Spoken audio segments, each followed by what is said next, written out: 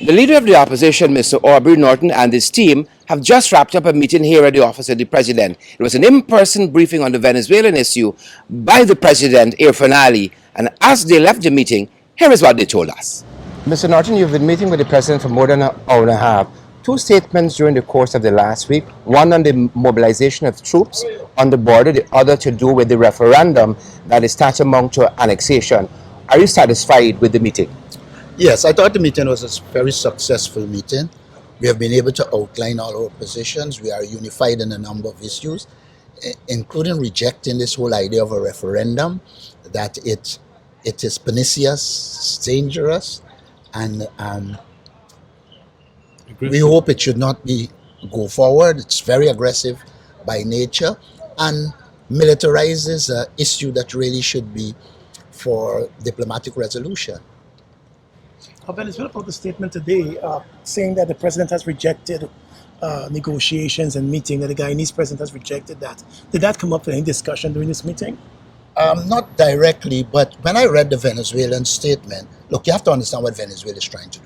Venezuela is trying to shift this thing away from the ICG. We have to ensure it stays with the ICG. Our best option is with the ICG. And Venezuela in this particular document argued, unfortunately and erroneously, that they are trying now to root it in the Geneva Agreement. This process is as a result of the Geneva Agreement. We have tried for years the good officer. It didn't work. And finally, we decided, in keeping with the Geneva Agreement, that it will go to the ICJ. We have urged Venezuela to make their presentation to the ICJ. But this is rooted in the Geneva Agreement, and what Venezuela is attempting to do is to make it appear as if we are, the government of Ghana, all of us are rejecting dialogue. We are not. It is from the Geneva Agreement that we ended up at the ICJ, and that is in keeping with that agreement that pursues the Pacific settlement of disputes. Exactly what you and the president agreed on today in terms of next steps. Well, we are going to issue that in a joint statement. I don't want to, since we will be engaging, we have two senior officers that will engage the government, and we will make a joint statement.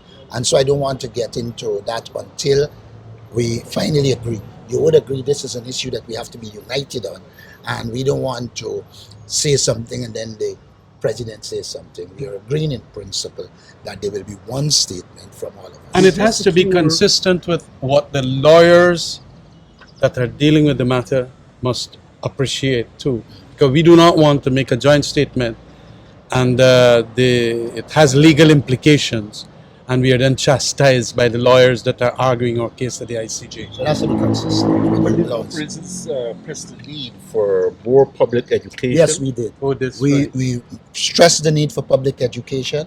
We pointed out that even when there is public education, it is not continuous. And we argued that going forward, there should be continuous education, continuous public education. And the president agreed. He said they have begun to work on it, and we're happy. We want continuous public education to ensure people understand the issues and are supportive of us. And did you press the lead also for continued diplomatic engagement with CARICOM? We know that there are some issues in CARICOM. Some countries appear to be aligned with Venezuela, and also to ensure compliance after the ICJ's decision. Well, we have discussed thoroughly the diplomatic initiative. The agreement is that we will continue to take actions at the diplomatic level, at the political level. We will do everything to ensure our case is sold to the international community. We feel comfortable that the international community is supportive of us, and we can't go to the extent to say who will comply after the ruling. We'll wait on the ruling, and then we will deal with the ruling after the ruling. Did the issue of Venezuelan migrants come up? I know there's a concern Yes, you raised. we raised the issue of Venezuelan migrants, and there's an agreement that we will be provided with the information and that we will engage on this issue through the Parliamentary Sectorial Committee On Foreign on Relations. Foreign Relations. So the committee will meet soon after Parliament, They two Committee things. will meet. The committee will meet and the Committee will- Parliament will meet on the issue. and you'll have a joint resolution. That's where you'll be heading. Yes, everything we want to do in a united fashion. We are approaching that December date that Venezuela has set. Will there be more engagements between yourself and the president directly and continuously on this matter? We have agreed to engage at various levels.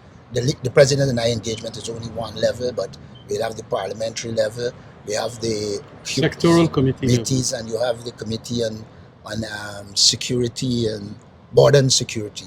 All of those we will National security. security will engage on those.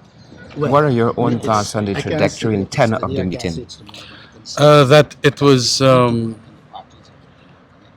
I would like to indicate that it was an excellent meeting. There was a meeting of the minds on almost all the issues. The migration of the Venezuelan issues, the diplomatic efforts that must be made, and public education. And I am very happy that indeed we had this meeting. That is a trajectory, I'd like to put it. It was of the highest united action, at least at this stage, between government and opposition. We want to carry it now to the parliamentary level, whether that parliamentary level will be the whole assembly and also the national committees. And so it is an extremely good start. And the fact that he has indicated that he is going to inform us as events crop up is also very important. Thank you. Yeah, the meeting, as the opposition leader said, it went well, and there'll be different committees meeting. I know you've been calling for more regular meetings with the Parliamentary Sectorial Committee, as well as more engagements with the Minister of Foreign Affairs. Do you come away from this meeting thinking that you'll be getting that? And how united is the government and the opposition in all of this? Well, look, we have consistently maintained that we are supportive of the government as it relates to this issue of our territorial integrity and our sovereignty.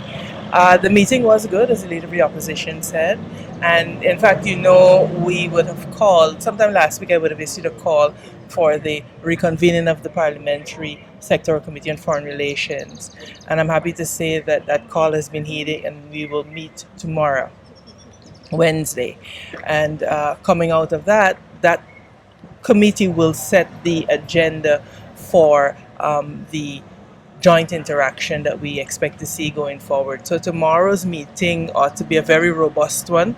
We will see coming out of it some concrete bipartisan actions as it relates to this issue with Venezuela. Are you one of the persons working on that joint statement we're hearing about? Yes, I am. And how far are we away from getting that statement? Hopefully by end of day. The day finishes at midnight. Hopefully by end of day. You have to be very careful with these things. We of course have to pass the language by the lawyers, etc. So it's a process. The education of Guyanese on this issue.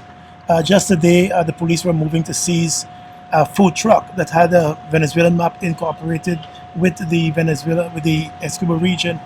Raising awareness on this issue, how much of a task do you think that will be? And that was one of our key recommendations to the government, that there has to be a robust education program for the youngest child. Our intensity as it relates to educating our population has to match that of Venezuela's. They're taught from nursery that Essequibo belongs to them, and we have to see that concomitant intensity here. We have to also point out that this matter is currently before the ICJ, and therefore there is no derogation from that as it relates to Venezuela's call for dialogue, etc. But I want to make this very, very important point. We cannot view this issue in abstraction. It has to be viewed within the wider context of what we do to promote a spirit of patriotism in our country. If you notice in Venezuela, the government and opposition are very united on this question. And so we have to understand that to the degree that we undermine a nationalistic or a patriotic spirit is the degree to which we can affect the population's stance on this issue. So that they're not separate. There has to be a reawakening of the nationalistic spirit that we saw, in the 80s when we understood our national songs and the importance of those things. And so I hope that these recent events have highlighted to us the importance of that and the dangers of trying to forge at this point some new national thrust. That we continue to stick to those rudiments and tenets that we fought for, that saw us having independence, and that we continue to foster in the 60s, 70s, 80s, up until the early 90s. The issue of the police here, the markings on the police vehicles and so on, was that even discussed? And as you speak on the issue of education here, was it mentioned in passing or anything of the sort? Well, we've raised it. We've raised it in the public domain. We've raised it at several other meetings because we are aware that it is an issue that is troubling the people of Guyana, and we're aware that the people of Guyana view that as some sort of a concession. And so we have raised those concerns. We have not been advised of an approach, but what I have noticed in my own personal capacity is that there is now present on the side of the vehicles both the English and the Spanish words for police. So, I'm not sure if that is their way of finding a middle ground, but certainly we have to, when we design these interventions, understand how they impact the bigger picture. And I don't think that was well thought through. Thank you. And that's all we have for you from credible sources. Until our next broadcast.